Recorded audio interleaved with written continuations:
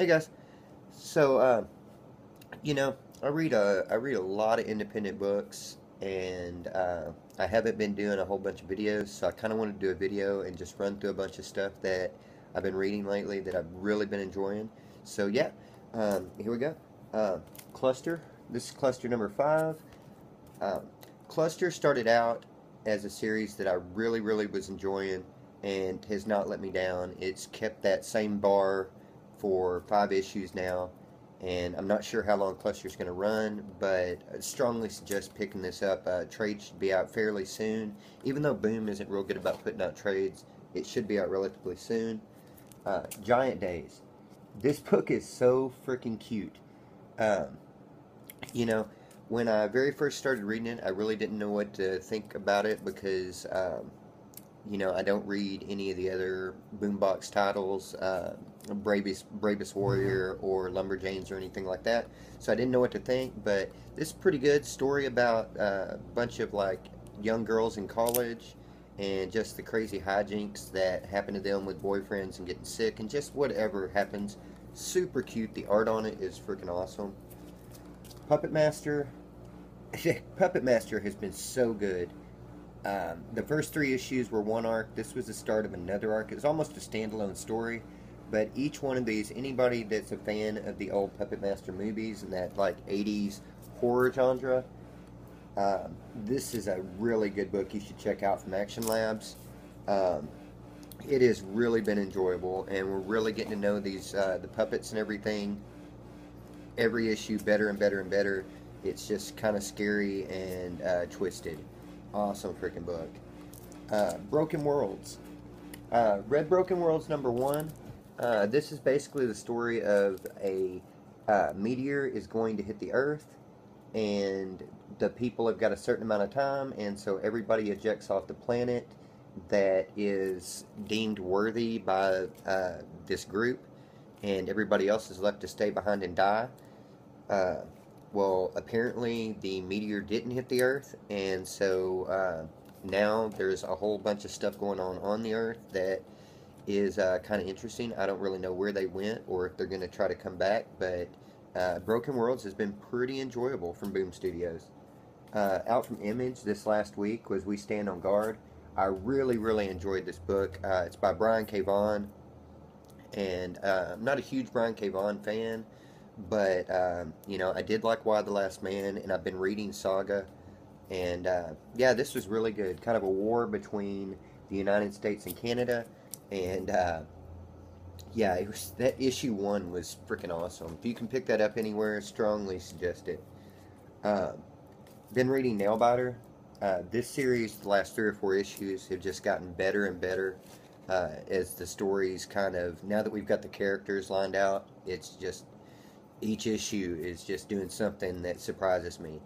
And then Outcast, it's another book, man, that the last 3 or 4 issues of Outcast kind of started out slow for like the first like 7 or 8 issues, and the last like 2-3 issues of this also, since we've gotten the characters built and we know them a little better. Just freaking last 3 or 4 issues of that have been great, and the art also has gotten a whole lot better, I think, the last couple of issues. Been reading Arcadia. I don't know what to think about this. It's a story of a virus that was wiping everybody out, so they took them and they stuck them into computers, their personalities and everything, and now there's a war going on between the people inside the computers, that the people that aren't in the computers need to help them stop the plague, which is still out there evolving, but they also at the same time want to shut down the computers. And so there's kind of this back and forth war thing going on that is kind of interesting, but yeah, I'm not too sure how long that can possibly hold my interest, but it's not been bad. Spread, getting better and better as we're getting some background finally on these people. I think Justin Jordan has really done an awesome job. I love this cover. But yeah, freaking awesome. Sang the praises of Hext for a long time, and it's about to come to an end at 12. So anybody that might want to go back and pick this up in a couple of trades, you should sure check it out. That story has come full circle from where it started, and the last 2 issues, 3 issues, I guess, on that. It's super good. And they were already good, but they've just even gotten better. I don't know why they're canceling that. But anyway, people move on. Read the fiction from Boom, which is a Kurt Myers story who did Pop. He's also got a book that came out this week called The Tomorrows. This was really good. It's about a book that sucks people in, and that happened like 20 years ago. And now one of the people has found the book, and they're getting sucked back into the world. And I believe that there was a person that was left behind in the world whenever they left. Really enjoyable story. Something that surprised me was We Are Robin. Really, really enjoyed this book. I didn't think I was going to like it because I wasn't really familiar with a whole lot of the whole Robin stuff that was going on in this. Super surprised. It was one of my favorite of the new DC books. Also really enjoyed Black Canary, even though it didn't really make a whole lot of sense with this first issue. I hope that gets panned out. The art was phenomenal. I thought it was a good continuation of what was going on in Batgirl before they went on break.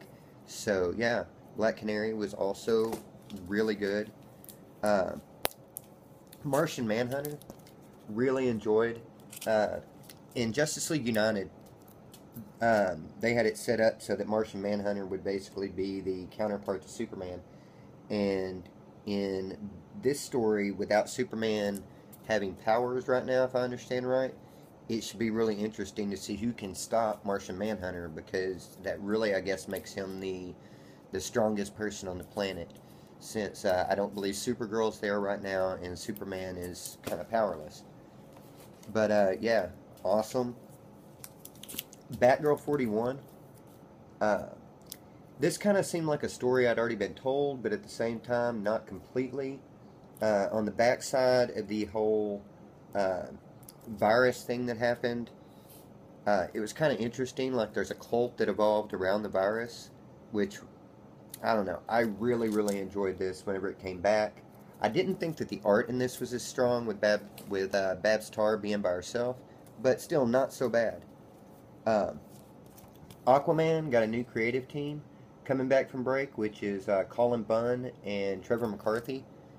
I've been looking for the two of these guys to do a book together ever since Batwoman, and ever since I started reading Colin Bunn. I've wanted these two on a book. I was hoping it would be Superman, but gives me a reason to come back and start reading Aquaman again, because I'd quit for a minute.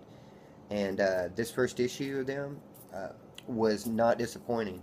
It seemed like Colin Bunn had a lot of story issues that he was trying to tie up so that he could go forward with it being his own. It kind of seemed like maybe a Jeff Johns type of transition to me, which I hope that works out. Then let's see, we got Invisible Republic. I really have been enjoying this book about a revolution that happened several years ago, and there are stories found that show problems with the government and different things. That, yeah, this story has every issue of this. It's one of the things I just can't wait to freaking read.